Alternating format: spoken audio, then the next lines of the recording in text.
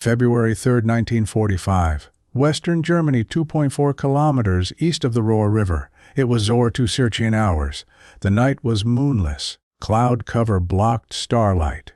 Visibility extended no farther than 10 meters. The temperature was below freezing. Snow covered the ground to a depth of 8 centimeters. The only sound was breathing. A lieutenant stood in a shallow trench. He held a flare pistol in his right hand. The pistol was loaded, a parachute flare cartridge, white phosphorus, capable of illuminating an area 400 meters in diameter for approximately 40 seconds. His thumb rested on the hammer. The barrel was pointed upward at a 45-degree angle. 6 riflemen occupied positions along the trench. They faced east toward open ground. Their rifles were raised. Safeties were off. No one spoke. No one moved. The lieutenant had been holding the flare pistol in the same position for 4 minutes. His hand had not shifted. He had not lowered the weapon. He had not raised it higher. His breathing was controlled but audible in the cold air. Somewhere beyond the visible perimeter, movement had been detected. Footsteps in snow, multiple sources, distance uncertain, direction uncertain. The sound had stopped 2 minutes earlier. The darkness was complete. The position was occupied by a reinforced rifle squad from Company B, 1st Battalion, 47th Infantry Regiment, 9th Infantry Division. The unit had been assigned to hold a forward observation post along the American side of the Ruhr River sector. The post consisted of a series of shallow trenches and a single dugout. It was positioned on a low rise that provided marginal observation during daylight, but offered no advantage at night. The squad had occupied the position since January 30. Their orders were to monitor enemy movement, report any activity, and withdraw if attacked in force. They were not to initiate contact. The position was 300 meters forward of the main American line. Withdrawal routes had been marked with white tape during the previous afternoon. A field telephone connected the post to the company command position, but the line had been severed sometime after midnight. Cause unknown. The terrain was flat farmland with scattered hedgerows and frozen drainage ditches. Snow had begun falling at 1800 hours and had continued intermittently throughout the night. Ground conditions were frozen. Movement produced noise, crunching of snow, breaking of ice. Silence required complete stillness. At 0:13 hours, the sergeant on watch had heard movement approximately 100 meters to the northeast. He had alerted the lieutenant immediately. The lieutenant had moved to the forward edge of the trench and listened. The sound had been irregular. Footsteps, pauses, more footsteps. The pattern suggested multiple individuals moving slowly. The sergeant estimated at least 4, possibly more. At 0:24 hours, the lieutenant had retrieved the flare pistol from the dugout. The weapon had been stored loaded as per standing orders. He had positioned himself at the trench edge, raised the pistol, and waited. The sound of movement had continued for approximately 30 seconds, then ceased. No further sound had been detected. No visual contact had been made.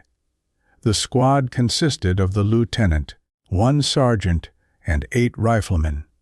1 man was in the dugout operating the field telephone, attempting to restore the connection. The others were distributed along the trench at intervals of 3 to 4 meters. Each man had been briefed on the procedure for illumination.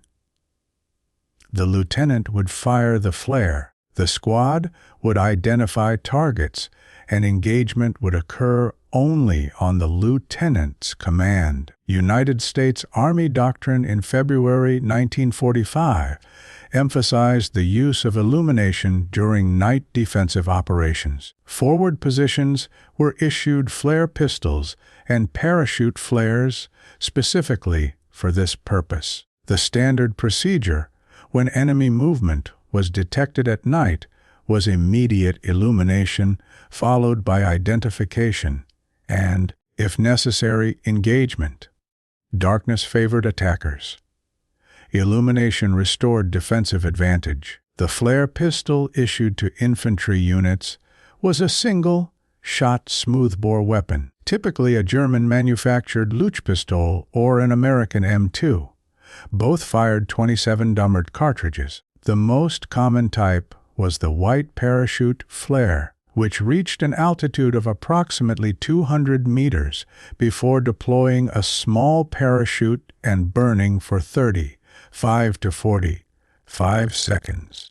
The light produced was sufficient to illuminate terrain features, personnel, and equipment across a wide area.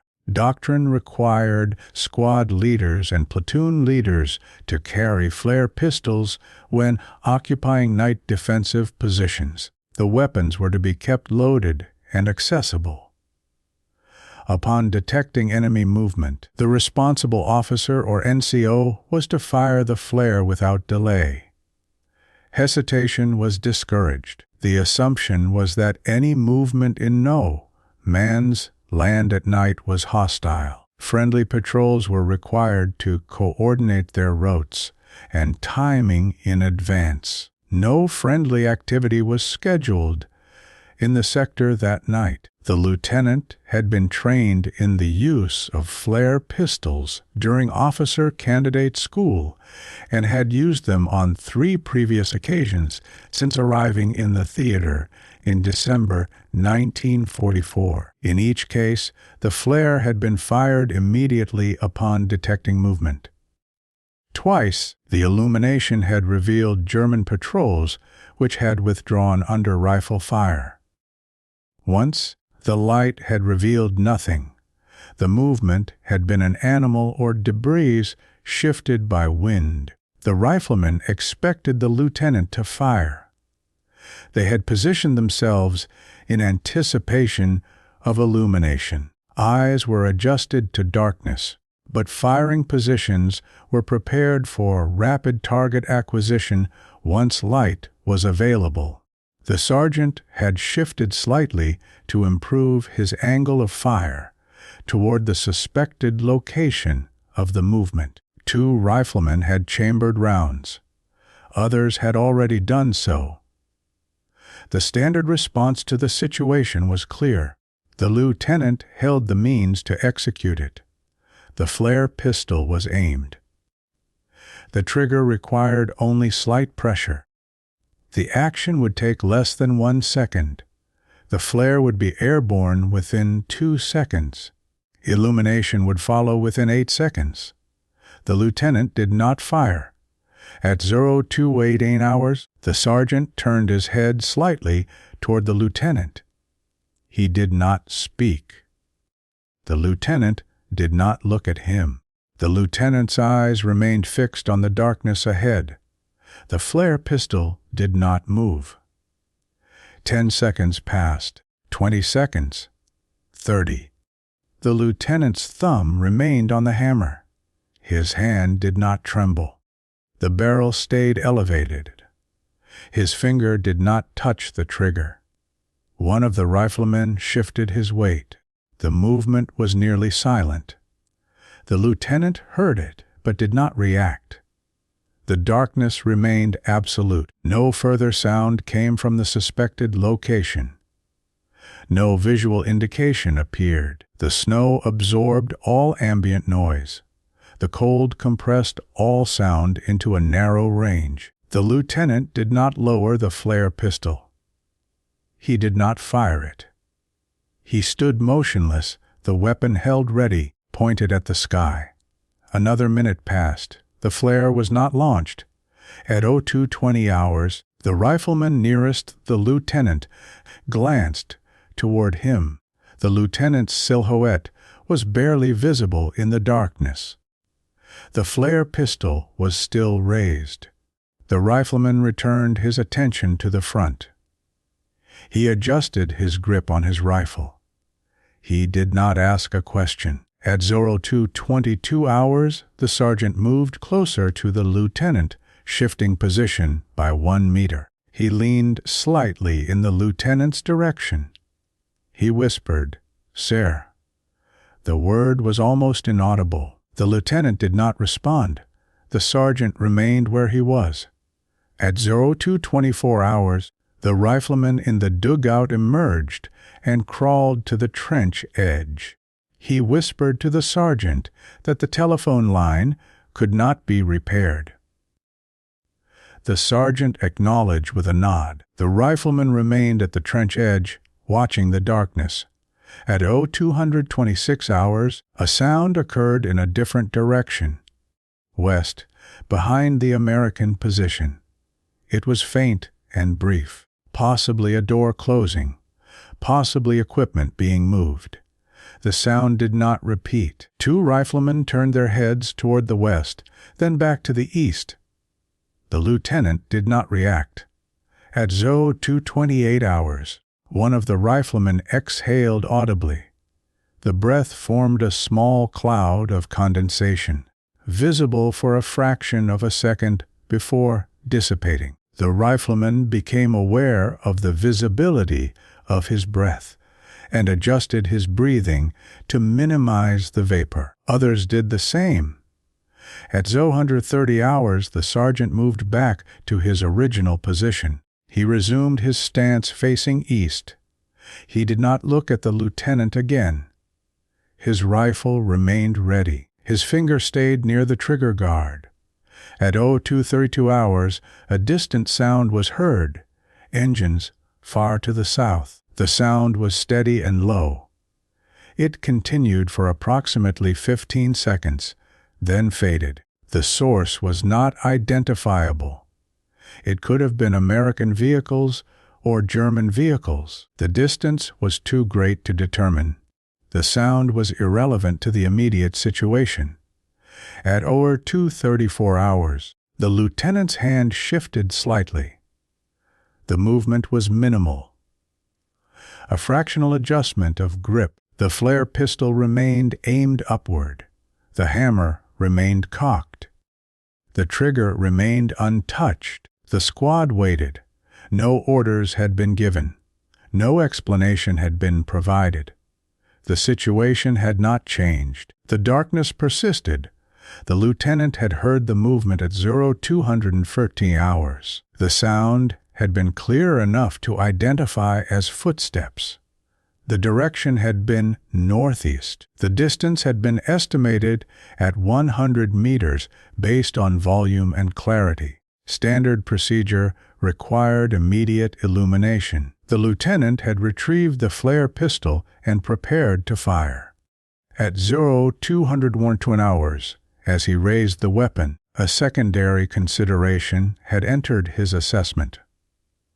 The field telephone line had been cut. The timing of the line failure, sometime after midnight, coincided roughly with the period during which German patrols were most active in the sector. If a German patrol had cut the line, it was likely still in the area. If it was still in the area, it was likely attempting to determine the location and strength of American positions. Firing a flare would provide that information. The light would illuminate not only the suspected patrol, but also the American position. The German patrol would observe the trench layout, the number of personnel, the fields of fire, and the withdrawal routes marked with white tape. That information could be used to plan an attack. The American position was isolated. Reinforcement would take time. An informed attack could overrun the position before support arrived. The alternative was to remain silent. If the German patrol could not confirm the position's location, it might withdraw without engaging. If it advanced blindly in the darkness, the American squad would hear the approach and could withdraw along the marked routes without making contact. The loss of the observation post would be temporary. The preservation of the squad would be permanent. The lieutenant also considered the possibility that the sound had not been a German patrol. It could have been an animal. It could have been debris. It could have been ice breaking in a drainage ditch. Firing the flare would reveal the position for no tactical gain. The risk of that outcome was lower than the risk of revealing the position to an actual patrol, but it remained a consideration. The decision was not made through extended deliberation. It occurred within seconds. The lieutenant had raised the flare pistol, prepared to fire. In the moment before pulling the trigger, the implications of illumination had become clear. He had withheld the action. He had continued to hold the weapon ready in case the situation changed, in case the movement resumed, in case an attack began, in case the necessity of illumination became absolute. The necessity had not become absolute. The flare had not been fired. At 02:37 hours, the lieutenant lowered the flare pistol slowly. He did not uncock the hammer. He held the weapon at waist level for several seconds, then handed it to the sergeant. The sergeant took it without comment and returned it to the dugout. At 02:40 hours, the lieutenant whispered instructions to the sergeant. The squad would maintain the current positions until 0300 hours. If no further contact occurred, they would withdraw to the main line in 2 groups at 5-minute intervals. The sergeant acknowledged and relayed the instructions to the riflemen in low whispers. At 02:58 hours, no further sound had been detected from any direction. The lieutenant signaled the first group to prepare for withdrawal. 4 riflemen moved out at 0300 hours, following the marked tape route west. They moved quickly and quietly. No incident occurred during their withdrawal. They reached the main line at 0308 hours. At 0302 hours, the second group, including the lieutenant and the sergeant, began their withdrawal. They followed the same route. The movement was controlled and deliberate. The lieutenant was the last to leave the trench. He looked back toward the east one final time. The darkness revealed nothing. He turned and followed the others. At 0313 hours, the entire squad had reached the main line. They were directed to a reserve position behind the forward trenches. Hot coffee was available. The men drank in silence. The lieutenant reported to the company commander, who had been informed of the telephone line failure and the squad's withdrawal. The company commander asked whether contact had been made. The lieutenant stated that movement had been detected, but no visual contact had occurred. He stated that he had assessed the situation and decided to withdraw without engagement. The company commander asked whether illumination had been used. The lieutenant stated that it had not. The company commander nodded and dismissed him. At 0330 hours, the squad was assigned to a section of the main trench and told to rest. Sentries were posted. The lieutenant sat with his back against the trench wall. He did not sleep. The flare pistol had been returned to the company supply. He did not see it again. The company commander's report for February 3, 1945, noted that the forward observation post had been evacuated at 0313 hours due to a severed communication line and suspected enemy patrol activity. The report stated that no contact had occurred. The position was reoccupied by a different squad on the afternoon of February 3 after engineers repaired the telephone line. No evidence of enemy activity was found in the immediate area. The battalion operations log recorded the withdrawal of the observation post and its subsequent reoccupation. No mention was made of the decision to withhold illumination. The log entry was routine and brief. No follow-up action was required. The lieutenant did not file a separate report. The incident was not considered significant enough to warrant detailed documentation. The company commander did not request additional information. The sergeant did not discuss the events with other NCOs. The rifleman did not mention the incident in letters home or in conversations with soldiers from other squads. The field telephone line that had been severed was examined by engineers on February 3. The break was located approximately 150 meters east of the American main line.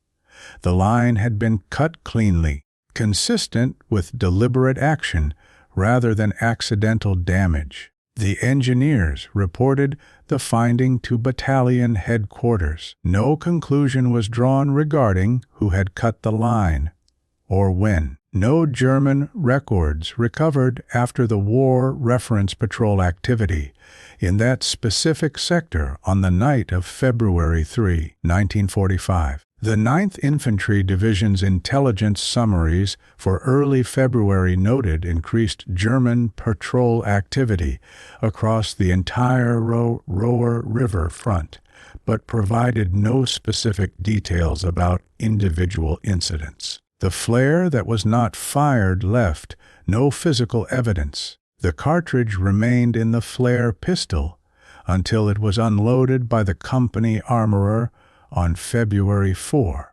The cartridge was returned to storage and likely used during a subsequent operation. No record traces its eventual use. The lieutenant remained with Company B through the crossing of the Roer River later in February and the subsequent advance into Germany. He was promoted to first lieutenant in March 1945. He was wounded by artillery fire near the Rhine on March 21 and evacuated to a field hospital. He recovered and returned to duty in April. He was discharged in October 1945. After the war, he returned to Illinois and completed a degree in engineering. He worked for a construction firm and later started his own business. He married in 1948. He did not discuss the war in detail with his family. In a brief interview conducted in 1982 for a local newspaper article on veterans, he mentioned serving in Germany but provided no specific anecdotes. He died in 1994. The sergeant was killed in action on February 23, 1945, during the assault crossing of the Roer River. He was 31 years old. His personal effects were returned to his family in Missouri. No diary or letters describing the events of February 3 were among his possessions. Of the 8 riflemen present on February 3, 2 were killed in action before the end of the war. 3 were wounded and evacuated at various times. The remaining 3 completed their service and were discharged in 1945. None produced memoirs or detailed accounts. One participated in an oral history project in 1991. He was asked about night operations. He mentioned that they were tense and uncertain, but did not reference the incident at the observation post. The company commander continued to serve in the Army after the war. He retired as a colonel in 1963. His service records and personal papers were donated to a military archive in 1979. His wartime journals contain daily entries for February 1945. The entry for February 3 reads, "A FUD-OP withdrawn due to commo failure and suspected enemy patrol. No contact. Position reoccupied PM. No further detail is provided. It was 107 hours. A lieutenant stood in a trench holding a flare pistol. The weapon was loaded and aimed. Movement had been detected in the darkness. Doctrine required illumination. The squad waited for the light. The light would reveal the enemy. The enemy would be engaged or would withdraw. The procedure was clear. The lieutenant did not fire. He held the weapon ready. He waited. The movement stopped. The darkness continued. No visual contact occurred. No engagement followed. The squad withdrew at 0300 hours. The position was evacuated. No casualties occurred. The flare pistol was returned to supply. The cartridge was unloaded and stored. The decision to withhold the flare was not recorded in any document beyond a single line, noting that no contact had occurred. The lieutenant did not explain his reasoning in writing. The sergeant did not question it. The rifleman did not discuss it. The observation post was reoccupied the following afternoon. The telephone line was repaired. Operations continued. The night of February 3 became one entry among thousands in the battalion log. The war moved forward. The flare remained unfired. The darkness had persisted. Both sides had waited. Neither had acted. The silence had been maintained. The distance between the two groups, whether 100 meters or 1,000 meters, whether real or imagined, was never confirmed. The light was never launched. The moment passed. The record remained incomplete.